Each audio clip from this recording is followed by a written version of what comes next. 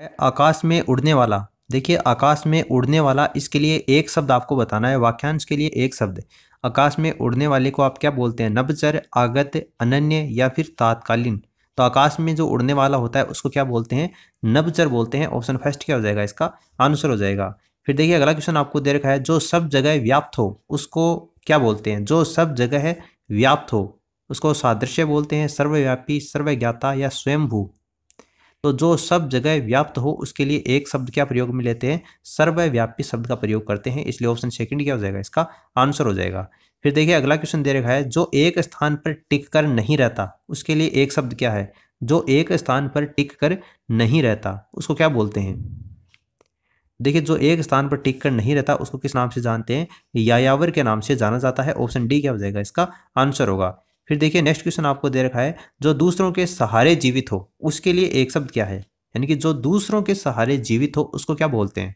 प्रतिनिधि, असाध्य, परावलंबी या फिर विजित। तो जो दूसरों के सहारे जीवित होता है उसके लिए एक शब्द कौन सा होता है आपका? परावलंबी के नाम से उसको जाना जाता है। ऑप्शन थर्ड इसका आंसर होगा। फिर देखिए नेक्स्ट, रिजु का विलोम शब्द आपको बताना है। रिजु का विलोम शब्द प्रवर होता है, वक्र, निर्गत या फिर आवृत। तो रिजु का विलोम शब्द क्या होता है आपका? वक्र होता है। रिजु का वक्र होता है विलोम शब्द। फिर देखिए अगला क्वेश्चन आपको दे रखा है, रतौंधी रोग किस विटामिन की कमी से होता है? रतौंधी रोग कौन से विटामिन की कमी से होता है? Vitamin A, vitamin A45, vitamin D या फिर विटामिन B12। तो रतौंधी जो आपका रोग होता है वो कौन से विटामिन की कमी से होता है? विटामिन ए की कमी से होता है रतौंधी। विटामिन बी की कमी से बेरीबेरी, विटामिन सी की कमी से स्कर्वी और विटामिन डी की कमी से रिकेटस नाम का रोग होता है। तो ऑप्शन डी क्या हो जाएगा? इसमें आंसर होगा। अगला क्वेश्चन आपको दे रखा है, शरीर के अंदर सबसे छोटी जो हड्डी होती है वो कौन सी होती है? शरीर के अंदर सबसे छोटी हड्डी कौन सी होती है? रीढ़ की हड्डी, फीमर यानी कि जो जांग में होती है वो हड्डी होती है, स्टेपीज हड्डी जो कान में होती है, या फिर हाथ की हड्डी। तो शरीर के अंदर जो सबसे छोटी हड्डी होती है वो आपकी स्टेपीज होती है, यानी कि कान के अंतर्गत ये हड्डी पाई जाती है। ऑप्शन सी क्या हो जाएगा? इसका आंसर होगा। नेक्स्ट क्वेश्चन आपको दे रखा है, विटामिन में कोबाल्ट होता है। कौन से विटामिन में कोबाल्ट होता है ये आपको बताना है। Vitamin B12, vitamin D, vitamin A45 या फिर विटामिन सी। कोबाल्ट कौन से विटामिन में होता है? तो विटामिन B12 में कोबाल्ट पाया जाता है। ऑप्शन फर्स्ट क्या होगा? इसका आंसर होगा। फिर देखिए नेक्स्ट क्वेश्चन आपको दे रखा है, किसके कारण कृत्रिम वर्षा होती है? कृत्रिम वर्षा किसके कारण होती है? सिल्वर आयोडाइड के कारण, सोडियम के कारण, सल्फेट के कारण, या इनमें से कोई नहीं। तो कृत्रिम वर्षा जो करवाई जाती है वो आपके सिल्वर आयोडाइड के कारण होती है। ऑप्शन फर्स्ट क्या होगा? इसका आंसर होगा। फिर देखिए नेक्स्ट क्वेश्चन आपको दे रखा है, शरीर के लिए विटामिन डी का निर्माण कौन सा हिस्सा करता है? शरीर के लिए विटामिन डी का निर्माण इनमें से कौन सा करता है? आंख के द्वारा किया जाता है, कान के द्वारा, हमारी त्वचा के द्वारा, या फिर बाल के द्वारा। तो शरीर में विटामिन डी का जो निर्माण है वो कौन करता है? हमारी त्वचा करती है। ऑप्शन थर्ड क्या हो जाएगा? इसका आंसर हो जाएगा। पतझड़ में समास है, पतझड़ में कौन सा समास है? क्रमधारय, द्विगु, बहुव्रीहि या द्वंद्व। तो देखिए पतझड़ का अर्थ होता है पत्तों का झड़ना, यानी कि वह ऋतु जिसमें पत्ते झड़ते हैं, और वो एक विशेष ऋतु होती है जिसको अपन किस नाम से जानते हैं? बसंत ऋतु के नाम से जानते हैं। यानी कि एक अन्य अर्थ यहाँ पर ग्रहण किया जा रहा है। पतझड़ का अर्थ होता है पत्तों का झड़ना या वह ऋतु जिसमें पत्ते झड़ते हैं, अर्थात बसंत ऋतु। यानी कि तीसरा ही अर्थ यहाँ पर ग्रहण किया गया है, इसलिए बहुव्रीहि समास का ये उदाहरण है। ऑप्शन थर्ड क्या होगा? इसका आंसर होगा। क्रमधारय समास इसमें नहीं होगा। फिर देखिए नेक्स्ट क्वेश्चन, मदोन्मत्त का संधि विच्छेद क्या होगा? मदोन्मत्त जो शब्द है उसका संधि विच्छेद क्या होगा? दो वर्णों के मेल को संधि कहते हैं। दो वर्णों के मेल पर परस्पर जो उनमें परिवर्तन होता है उसको क्या बोलते हैं? अपन संधि बोलते हैं। और एक नियम है, जब ए के बाद में उ आता है तो वहाँ पर क्या आदेश हो जाता है? ओ आदेश हो जाता है। गुण संधि का नियम है ये। ए ओ अर यहाँ पर बनता है। तो देखिए यहाँ पर मध्य धन उन्मत्त, यहाँ पर ए है और यहाँ पर उ है, तो यहाँ पर ओ बन जाएगा। और मदोन्मत्त जो शब्द है उसका निर्माण होगा मध्य धन उन्मत्त, गुण संधि का ये नियम है। तो ऑप्शन फर्स्ट क्या हो जाएगा? इसका आंसर हो जाएगा। फिर देखिए अगला क्वेश्चन दे रखा है, विरोचित शब्द का संधि विच्छेद क्या होगा? विरोचित शब्द का संधि विच्छेद क्या होगा?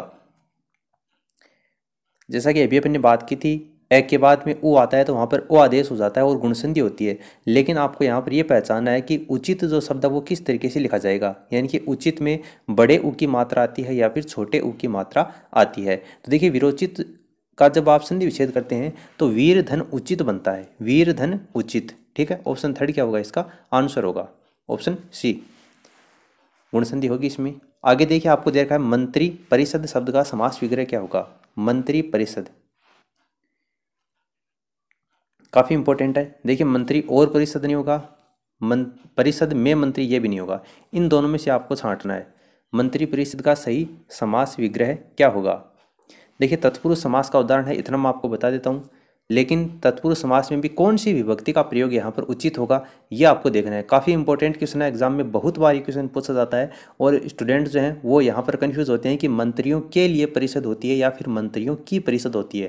तो देखिए आपको यहाँ पर कंफ्यूज होने की बिल्कुल भी ज़रूरत नहीं है, मंत्रियों की परिषद होती है, मंत्रियों के लिए परिषद नहीं होती है। इसको फिर से सुन लेना, मंत्रियों की परिषद होती है और यहाँ पर संबंध तत्पुरुष समास होता है, क्योंकि का के की का जो विभक्तियाँ वो किस में प्रयोग करते हैं अपन, संबंध तत्पुरुष समास में प्रयोग करते हैं, इसलिए मंत्रियों की परिषद संबंध तत्पुरुष समास का ये उदाहरण है। मंत्रियों के लिए परिषद संप्रदान तत्पुरुष इसमें नहीं होगा, ठीक है, ऑप्शन थर्ड इसका आंसर होगा।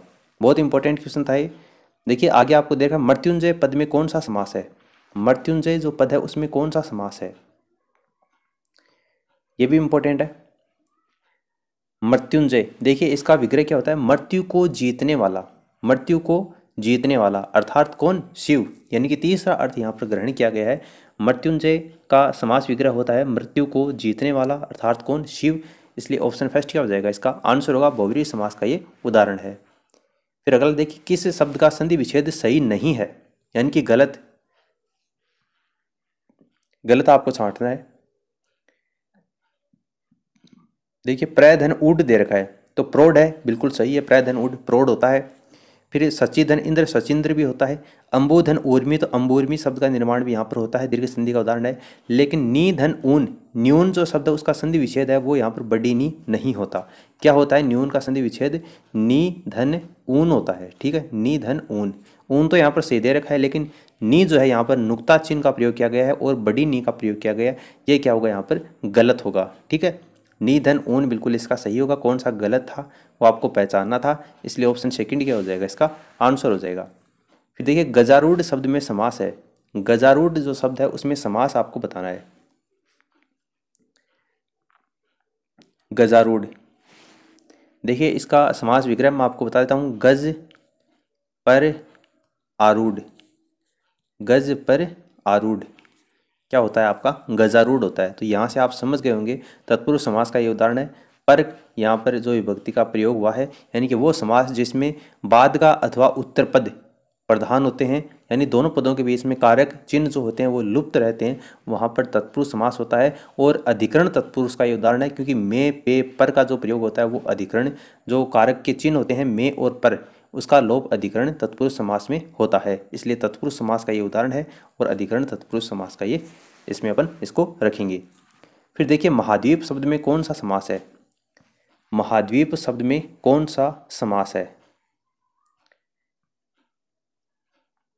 देखिए महाद्वीप में आपको कर्मधारय और बहुव्रीहि में से बताना है, तत्पुरुष और द्वंद्व तो इसमें नहीं होगा, इन दोनों में से आपको छांटना है कि महाद्वीप में कौन सा समास होगा। तो देखिए महान है जो द्वीप अर्थात कर्मधारय समास का ये उदाहरण है, महान है जो द्वीप जिसको अपन क्या बोलते हैं महाद्वीप बोलते हैं, इसलिए ऑप्शन सेकंड क्या हो जाएगा इसका आंसर हो जाएगा, बहुव्रीहि समास इसमें नहीं होगा।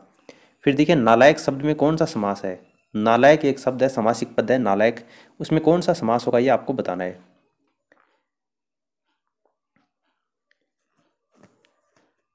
देखिए एक नए तत्पुरुष समास होता है, नए तत्पुरुष समास की डेफिनेशन मैं आपको बता देता हूँ। नए तत्पुरुष में होता है निषेध, यानी कि नकारात्मक, नकारात्मक के अर्थ में पूर्व पद में नए या फिर अन्य लगाकर नए तत्पुरुष समास बनता है। जैसे नालायक है तो इसमें आप क्या लगाओगे, नहीं लायक, नहीं लायक, ये इसका समास विग्रह होगा, नहीं लायक। फिर अगला क्वेश्चन देखिए विसर्ग संधि का उदाहरण है, विसर्ग संधि का उदाहरण इनमें से कौन सा है वो आपको बताना है।